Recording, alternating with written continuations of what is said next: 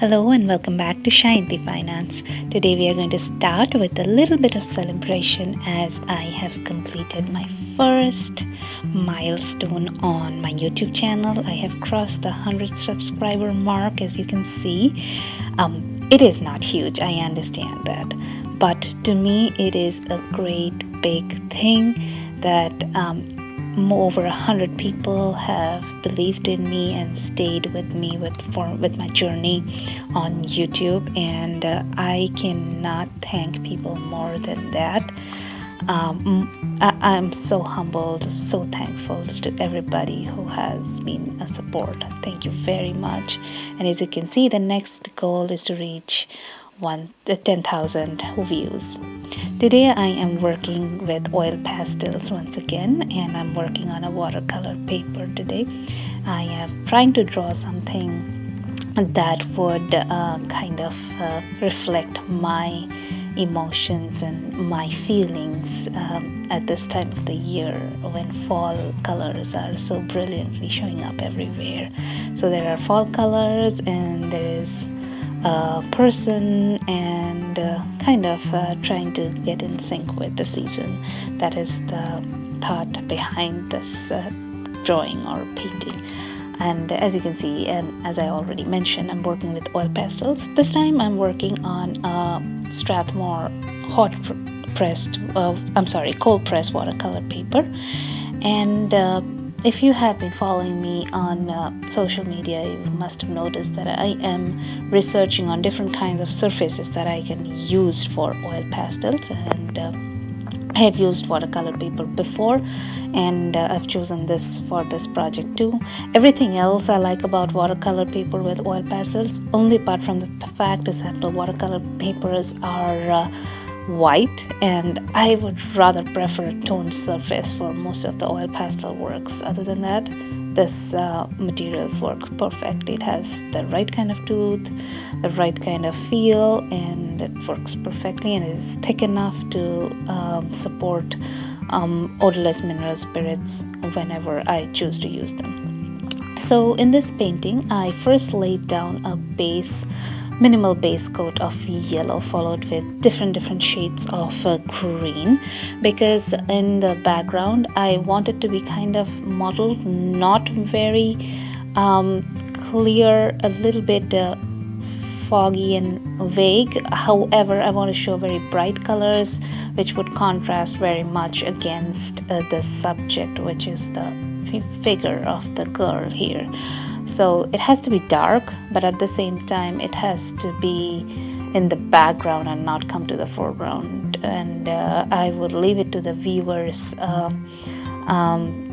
vote on how much I have succeeded to do this background, depict all the bright fall colors, yet not make it too bright, and yet have enough contrast with my subject. So after laying the preliminary colors of yellow and green, and coming back with some of blues as well, and some blue for the sky, I also added some of whites. And once I thought that I have more or less the few layers of colors and like the right colors more or less in the right place, I came back with a small paintbrush, like you can see, and odorless mineral spirits. I also have a video which I will link in the video description, which describes how I use OMS when I am using oil pastels. So feel free to watch that to make sure that you understand the process very well. That video describes two different ways you can use blend oil pastels. One is this method with odorless mineral spirits, and the other one is just using the pastel slicks, one on top of the other.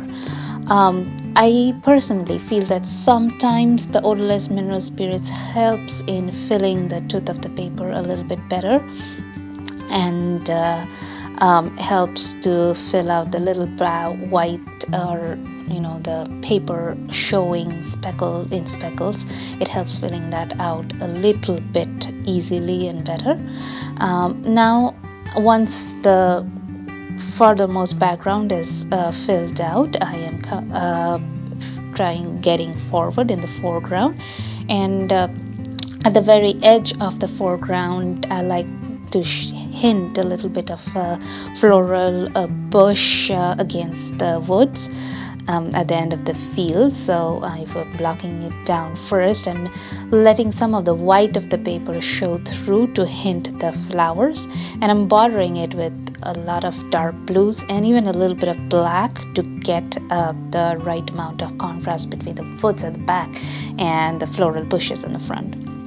Now I'm blocking in the general layout of the fields that would kind of reflect the fall colors, and I have used a few different shades of yellow, brown, and some amount of purples too. And like as you can see, I'm using a little bit of a dull green, grayish green as well. And wherever I thought that the brown was not giving me the dark shadows dark enough, I pulled in a little bit of purple to darken it to the level I wanted it to. I did not want to use a black over here because that would kind of make it a little bit too dark than I choose it to be at this point. So you can see that it takes a lot of layering, quite a bit of layering to get the coverage that I'm looking for. And that is one disadvantage of the pastel products that I'm using. I'm using Gallery, Mungyo, and Pentel art pastels. Now these are not artist quality pastels. These are very cheap student grade pastels, so they are not very creamy, so it is a little bit harder to lay on as opposed to an artist grade oil pastels like say Sayanti would be. But my sole idea with oil pastels was to use something cheap and yet get the feel of making good quality artwork before I delved into this media full on.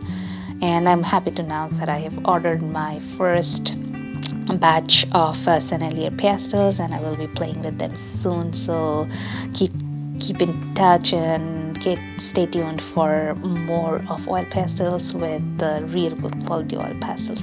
So like I mentioned, there are some drawbacks when you go with the cheaper quality oil pastels. Now the hand, especially in the finger area, had some of the details that were easy to that were a little bit hard to get done using just the oil pastel. So once I laid down the darks and the lights to the right gradient that I wanted it to be, I came back with a little bit with the edge of one of my scalpels and scraped a little bit of paint to show the skin tone and make the fingers more visible. So this is something that you can do. You can use a kind of like a sharp tool. You can even use an edge of the blade, but if you're using a blade, be very careful, because if you use a little bit too much pressure, it wouldn't be very hard to tear through the paper and completely destroy your painting. So I would rather use like an edge of scalpel or something like that, that is like has a thin sharp edge but not very sharp that it could tear the paper easily. Now for the body, the dress, it was like a light pink dress, so I added some browns and purples for the shadows. As for the hair, it was kind of like a brunette shade of hair, but it had a lot of bright highlights as well. So I have used various shades of yellow, brown, purple, red, and a tad bit of blue and black as well to get the right lights and shadows. And as for the flowers in the hair, they did not come out as detailed as I would like them to be. So later again, I came back with again those sharp scalpel like tools and tried to make it a little bit more sharper. And in the dress, I liked that grainy look because it kind of looked like a lacy dress, which I wanted it to be. So I did not use any odorless mineral spirit and let it just be like that. So And in the very foreground I wanted some wild flowers, and wherever I wanted white to show, or wherever I wanted white petals in the flowers, I just let the white of the paper show through, and I used darker color surrounding it to make the contrast and make it pop out. I have drawn a lot of twigs coming out of the shrubs or bushes to kind of hint that this is a foreground, so it is a lot more detailed, of course, because it's much closer to the viewer's eyes. That is another thing that you should always remember when you are drawing something that has got that very want to show depth from the something very close up to something very far back.